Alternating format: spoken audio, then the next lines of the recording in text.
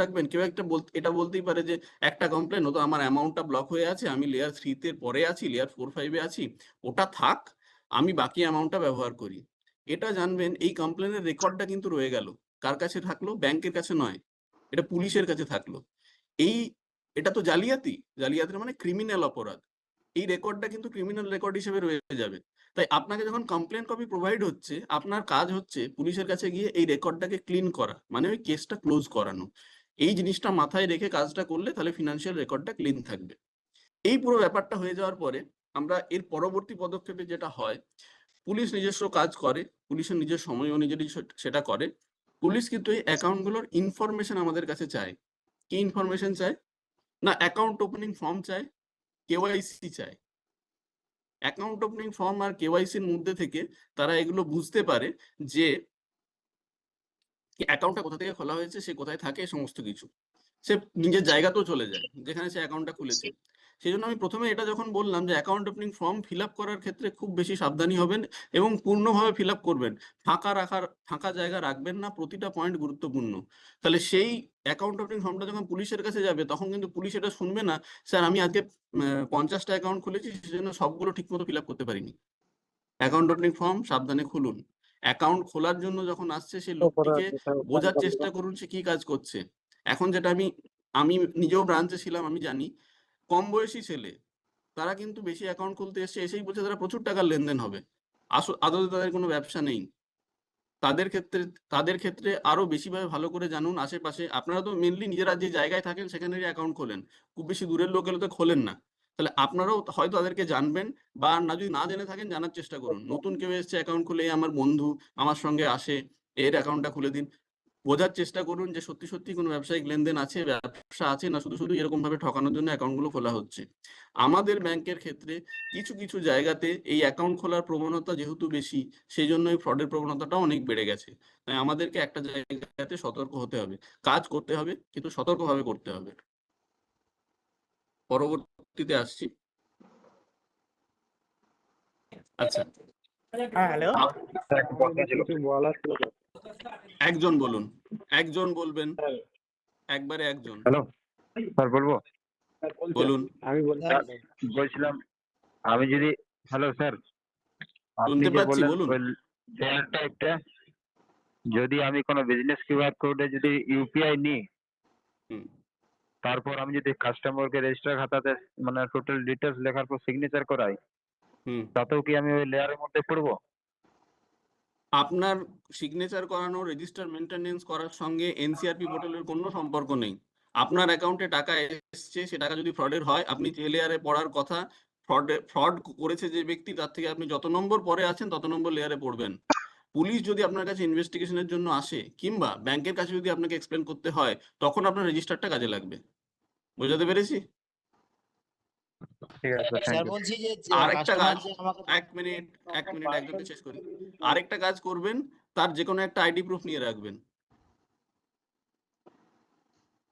পরের জন বলুন।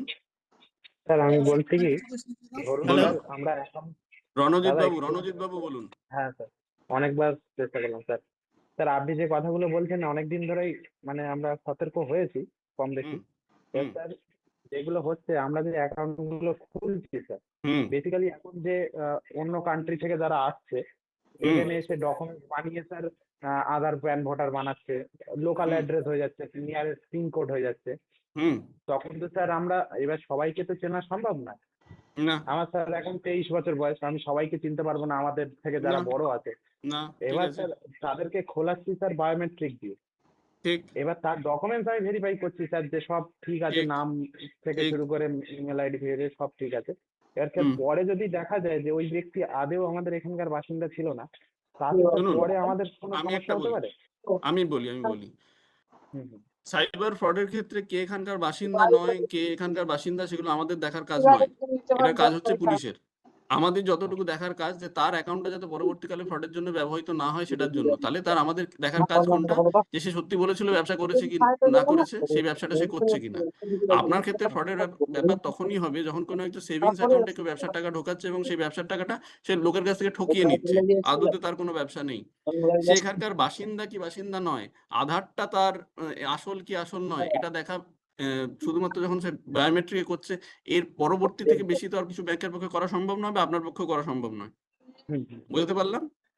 হ্যাঁ স্যার, আরেকটা কথা স্যার, বলুন। আরেকটা স্যার, স্যার যে টাকাগুলো ফ্রড হয়ে ঢুকছে, হুম, যে সাইবার কমপ্লেন হচ্ছে, এবার সে ব্যক্তি হুম, স্যার আমাদের কাছে এসে বায়োমেট্রিকের থ্রুতে তুলছে, এবার সেই ঠিক, টাকাটা আমাদের বিপি অ্যাকাউন্টে ঢুকছে স্যার, তার ঠিক। জন্য আমাদের কোনো প্রবলেম হতে পারে স্যার? উনি তো বায়োমেট্রিক দিয়ে তুলছে আমাদের থেকে, উনি আমরা তো বোঝা বায়োমেট্রিক সম্ভব দিয়ে না যে ব্যক্তি উনি বায়োমেট্রিক দিয়ে একজন। তুলছেন আপনাদের ডিভাইস থেকে, সেটা আমি বুঝলাম।